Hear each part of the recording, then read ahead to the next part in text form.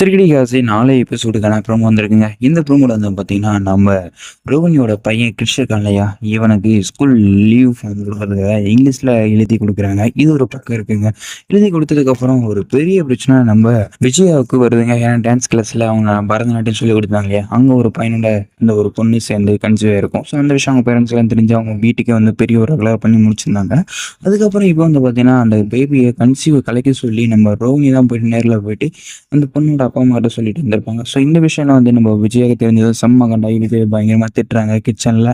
அதுக்கடுத்து வந்து பார்த்தீங்கன்னா, நம்ம முத்து என்ன பண்றாரு, ஸோ இந்த மாரி அந்த பொண்ணுக்கும் பையனுக்கும் கல்யாணம் பண்ணி வைங்க அப்படின்னு சொல்லிட்டு, நம்ம முத்து நேரா போயிட்டு அந்த பொண்ணோட வீட்லயும் போய் பேசியிருப்பாங்க. அதுக்கப்புறம் பையனோட வீட்லயும் பேசியிருப்பாங்க. அங்க பேசும்போது பார்த்தீங்கன்னா, 10,00,000 நீங்க நெக்ஸ்ட் எங்களுக்கு குடுத்துதான் ஆகணும். ஏன்னா பல பேர் முன்னாடி எங்க மானம் போயிருக்கு அதெல்லாம் சொல்லிட்டு அவங்க திட்டுறாங்க.